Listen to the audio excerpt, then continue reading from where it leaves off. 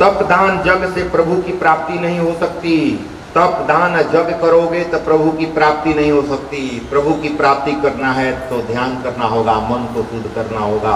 स्पष्ट भागवत शास्त्र बोला कि भ्रम में नहीं रखा है कि जग करोगे, दान करोगे तो भगवान मिल जाएंगे। ध्यान करोगे तभी मिलेगा, मतलब प्रेजेंट में रहोगे। ध्यान का मतलब प्रेजेंट में रहना, वर्तमान में रहना। हाँ, प्रतिदिन ध्यान करने की आवश्यकता है। ध्यान में एकाग्र न हो तो नाम स्मरण की आवश्यकता है। प्रथम ध्यान प्रकरण है, इस 3 विभाग है इस स्कंद का। ध्यान प्रकरण है यानी कि मन को शुद्ध करने का, मन को एकाग्र करने का एक तरीका है। कहता है कि अगर ध्यान तुम नहीं कर पा रहे हो, मान ली कि बहुत दिक्कत हो रही है ध्यान करने में, तब आता है नाम स्मरण। तो नाम स्मरण की आवश्यकता है। नाम का स्मरण करो, कीर्तन करो, बोलोगे तो शांत हो जाओगे। तो नाम स्मरण की आवश्यकता है। प्राप्ति का नहीं, प्राप्त का तिरस्कार करो। प्राप्ति का नहीं, प्राप्त का तिरस्कार करो। पाप का तिरस्कार करो, पाप न हो जाए ना। इसके लिए कहा जाता है कि पापी कोई है तो पापी के अंदर भी तो ब्रह्म है, इसलिए उसका तिरस्कार मत करो। पाप का, उसके विचारों का तिरस्कार, विरोध करो। उसके विचार हैं वो गंदे हैं, इसलिए उसके विचारों का हम नहीं मानेंगे, लेकिन उसके अंदर ब्रह्म है, उसको भी मानो। तुम इज्जत करो, वो कर रहा है उसके सिद्धांतों को मत मानो। इसलिए भागवत का हर एक जीवों से प्रेम स्थापित करता है। कहता है कि पापी से नहीं, पाप से घृणा करो। उसके जो विचार हैं उससे अलग रहो, उससे नहीं, उसके अंदर भी वही है ना। जिसका भोजन सरल होगा उसका भजन नीरस होगा। जिसका भोजन सरल होगा उसका भजन जो है नीरस होगा। सरल साधारण खाओगे तो भजन रसयुक्त हो जाएगा ना। साधारण बढ़िया खाओगे तो मन चंचल हो जाएगा ना। मन चंचल हो जाएगा तो ध्यान नहीं लगेगा, एकाग्रता नहीं आएगी। एकाग्रता नहीं आएगी तो जैसे तुम हरे राम करते हो, इतने आदमी हो, जरा सोचो, इतने आदमी इतना समय सुबह से लिए हो। अगर राम तुम कह रहे हो हरे रामा, तो हर कहते हो तो हर दिखाई देता है लिखा हुआ, चाहे शिव दिखाई देते हैं। राम कहते हो तो राम दिखाई देते हैं, यानी कि मुंह तुम्हारा बोल रहा है ना नाम राम लोग रहे हैं ना शिव लोग रहे हैं। मतलब तुम्हारा समय मार्जिन में घूम गए, इतना समय तुम्हारा जो है वो बाहर गोला में घूमते रहो। हरे रामा, हर मतलब या तो शब्द देखो कि हर लिखा हुआ है मन से, राम लिखा हुआ, या हर मतलब जानते हो कि शिव होते हैं। शिव की आकृति आई कि नहीं मानस पटल में, राम की आकृति आई कि नहीं, राम नहीं देखते हो, नहीं मानते हो, तो राम अक्षर लिखा हुआ आ रहा है सामने, तब समझो कि हर कीर्तन हुआ। नहीं हरे रामा का हरे रामा यार है? ये ध्यान इतना समय लग रहा है तो अब तक तो शुद्ध हो जाना चाहिए। शुद्ध हो जाना चाहिए था। तुम थोड़ा सा करो ना। तुम गाते भी हो कि भगवान को बुलाते हैं, तो मीरा जैसा नहीं बुलाते हैं इसलिए नहीं आते हैं। तो मीरा कैसे बुलाती थी? तुम तो सीखोगे ना कि कैसे बुलाती थी, कि खाली गाओगे कि मीरा बुलाती थी तो आ जाते थे, हमारे पास नहीं आ रहे। सीखो कि वो कैसे बुलाती थी, हा? आनंद आएगा। कहते हैं साधु संत अजामिल को भी अवतारे हैं, यानी कि जो मांस बेचता था उसको भी अवतार दिए हैं। अजामिल सोचा कि भैया हमारा तो पैसा है, मांस बेचना, मांस का दुकान है हमारा, तो पैसा नहीं करेंगे तब तो काम नहीं चलेगा, भोजन कैसे चलेगा परिवार के।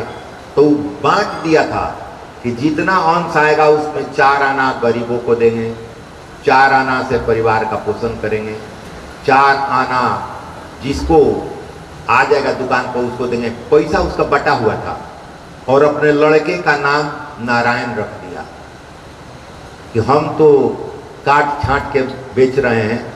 तो अंत में इसमें कहानी दिया हुआ है, तो अपने लड़के का नाम इसलिए रख दिया कि नारायण नारायण कम से कम बोलेंगे तो बेटे को बुलाएंगे तो नारायण सुनो, इसलिए पहले के लोग नाम भगवान का ही नाम लोग रखते थे कि बुलाने पर भी भगवान का नाम का स्मरण हो जाएगा। इस समय तो कैसा कैसा नाम लोग रख देता है समझ में नहीं आता है कि नाम करना, ऐसा ऐसा नाम जानने के कोनो अर्थ नहीं है ना। पहले जितने पुराने लोग हैं उनका देखो नाम कैसा नाम है, ये सब ब्रह्म का नाम है, ऋषि महर्षियों का नाम है। इसलिए कि कम से कम 5 बार 10 बार बुलाएंगे तो आवाज तो निकलेगा। अजामिल ऐसे ही नारायण भगवान का नाम, लड़का का नाम नारायण रख दिया। अब जब वो मरने लगा तो जमदूत आ गए, उसको ले जाने कि मांस इतना बेचा है, काट कूट के किया है, बड़ी पाप किया है। लेकिन वो अब आंख बंद करके नारायण नारायण कर रहा है, अपने बेटे को पुकार रहा है। विष्णु भगवान के दूत आ गए कि हमारा नाम लिया है, तुम लोग क्यों ला जाओगे जमपुरी में? तो नहीं, ये नारायण नारायण कह रहा है, अपने लड़के को बुला रहा है, भगवान को नहीं बुला रहा है। जमदूत कह रहा है कि अरे देखो इसके अंदर घुस के देखो, हम लोग देख रहे हैं कि नारायण नारायण बुला रहा है, तो भगवान को थोड़े बुला रहा है। ये नारायण नारायण मोह के चलते अपने लड़के का नारायण नारायण कह रहा है, बन करके इसको जमपुरी में ले जाएंगे। वो लोग से जो लोग पार्षद आए थे वो कहते हैं कि लड़का का नाम कहे चाहे भगवान का नाम, नारायण नारायण कहा ना, इससे भाग गोलोक धाम में जाएगा। तो उसको गोलोक धाम में ले गया गया।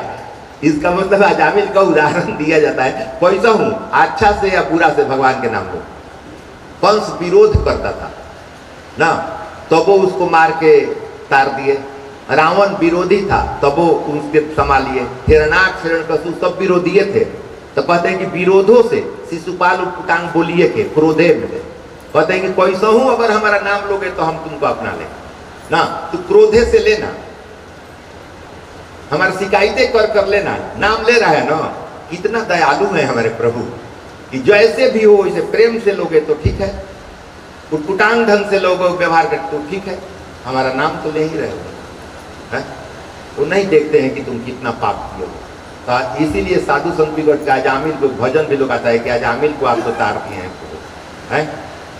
तो अजामिल जैसा है, आप अपना कर्म करें।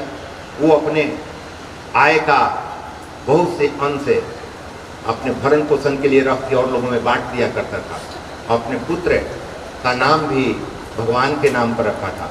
आपका व्यवहार अगर ऐसा होगा तो निश्चित रूप से ये तो प्रमाण है कि ऐसे लोगों भी प्रभु तारे हैं। बंधन मुक्त कौन है? कौन बंधा हुआ है? जो 5 विषयों में आसक्त है। 5 विषय, दृष्टि, स्पर्श, त्वचा का है स्पर्श, आंख का है दृष्टि, देखना, देख कर आंख आनंद लेता है, जीवा खाकर स्वाद लेकर आनंद लेती है, कान श्रवण करके आनंद लेता है। ये 5 जो ज्ञानेंद्रियां हैं, आंख, नाक, जिह्वा, कान और त्वचा, ये पांचों ये रस पान करती हैं। और इसमें जो कहा जाता है कि बंधन मुक्त युक्त कौन है? 5 विषयों में जो आसक्त है। 5 विषयों में जो आसक्त है वो बंधन युक्त है, बंधन में बंधा हुआ है। आप लोग सुने होंगे ना, हनुमान जी सीता जी के खोज में जा रहे हैं लंका, तो समुद्र टपने के समय सुरसा नाम के राक्षसी आती है उनको रोकने के लिए। सुंदरकांड में पढ़ते होंगे, सुरसा नाम के राक्षसी आई है, समाधि भाषा है। सुरसा जैसे जैसे मुंह अपना फैलाती है तैसे तैसे अपना ईश्वर शरीर फैला रहा है, और शरीर फैला रहे हैं। सुरसा को मारते नहीं है, सब राक्षस का वध किए हैं, लेकिन सुरसा का वध नहीं किए। यानी कि सुरसा मतलब सुंदर रस है। सुंदर रस में जो फंसा हुआ है वो समुद्र नहीं पार कर सकता, वो फंस जाएगा उसके जाल में। लेकिन सुरसा का वध वो नहीं करते हैं हनुमान जी। वो जैसे जैसे मुंह फैला रही तैसे तैसे अपना ये शरीर फैला रहे हैं। आज जब बहुत बड़ा मुंह कर दी तो छोटा रूप धर के मुंह में से घुस के कान से निकल गए। इतना बड़ा बड़ा मुंह हो गया, इतना बड़ा बड़ा हो गया रूप, धाए देखा छोटा बने या मुंह से घुस गया। कहें कि आप तो खाएंगे, आपके पेट में तो हम चले ही गए ना, निकल भी गए ना। यानी कि सुरसा को विवेक से मारो, वध मत करो। सुंदर रस है, जितना खाना है उसको लो, बाकी छोड़ दो। इसलिए उसमें फंसो मत, उसकी आदत मत करो कि ये अच्छा लगता है तो रोज वही खाएंगे, अच्छा है ज्यादा खा लेंगे। ये सारे शास्त्रों में दिए गए हैं, हमारे जीवन की कलाएं दी गई हैं, कैसे हमको जीवन जीना है।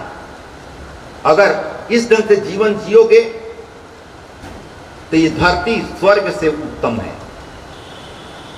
ये इतने प्रकार के सारे दृश्य, इतने प्रकार के भोज्य पदार्थ, इतने प्रकार के रहन सहन की व्यवस्था, नदियां, झरना, तालाब, पहाड़, सूर्य, चांद, तारे, इतना वहां नहीं दिखाई देगा। इसलिए जैसे ही अकारण तुम्हारा काम होगा ये सब सुंदर लगने लगेंगे, हर एक लोग सुंदर लगने लगेंगे, हर एक जीव सुंदर लगने लगेगा। ये भागवत शास्त्र का मैंने अनुभव भी किया।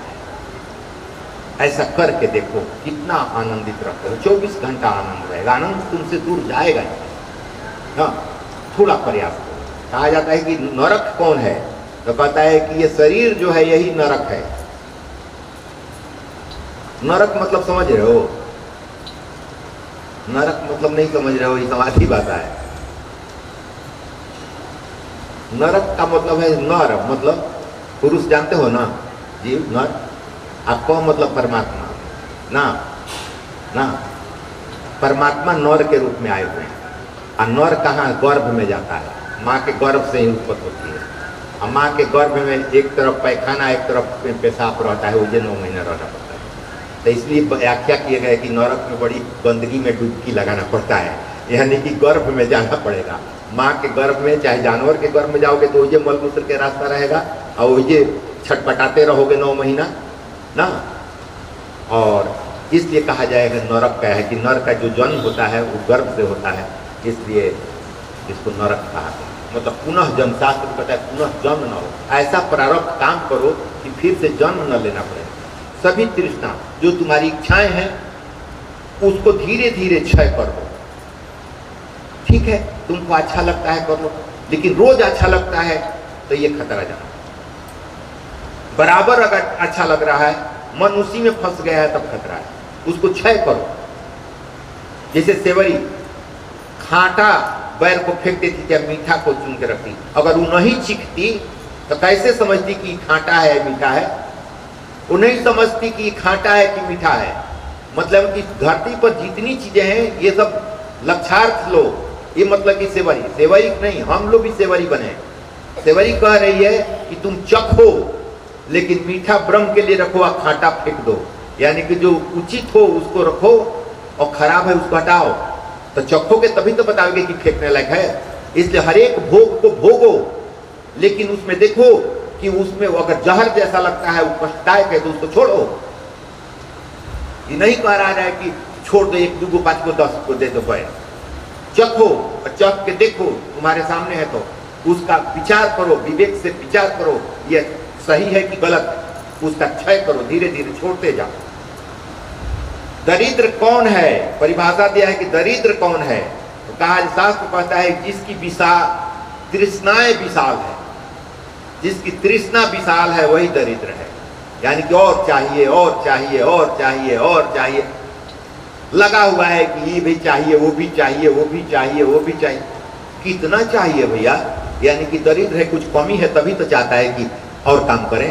ये नहीं भी हो गया तो ये चाहिए, तो वो चाहिए, तो पैसा चाहिए। तो दरिद्र है तभी तो पैसा की कमी हो गई, तो और चाहिए है, और चाहिए और चाहिए। मतलब जिसकी तृष्णा विशाल है वही दरिद्र है।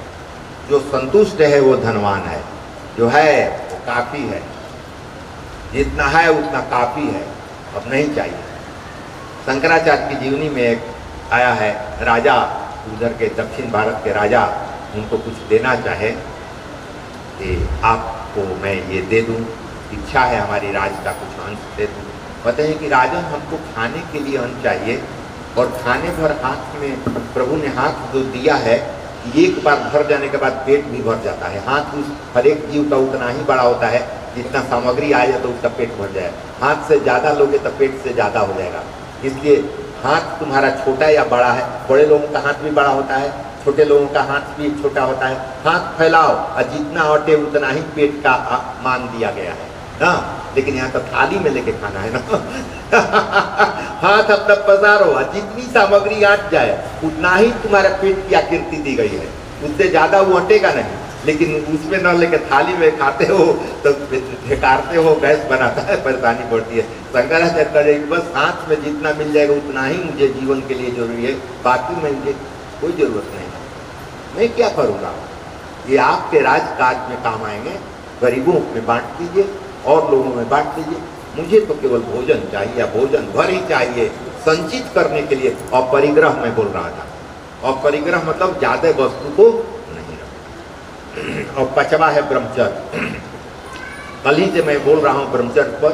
बिना ब्रह्मचर्य के तुम अनुभूति नहीं कर पाओगे, क्योंकि विवेक नहीं होगा, मेधा शक्ति नहीं आएगी, समझ नहीं पाओगे। बाल बच्चे जन्माना है, ठीक है, बाल बच्चे हो गए ना भैया, भोग देख लिया ना, अब ब्रह्मचर्य का पालन करो, दोनों पति पत्नी संकल्प करो कि हम लोग ब्रह्मचर्य का पालन करें और ब्रह्म की दिशा में जाएंगे। और अपने बालक जो हमारे होंगे हैं वो ब्रह्म की एक रूप हैं, इसलिए उनको संस्कारित करेंगे, अच्छा शिक्षा दीक्षा देंगे और उनको सही मार्ग की ओर ले जाएंगे। ऐसा संकल्प लेकर तो तुम्हारी ड्यूटी खत्म।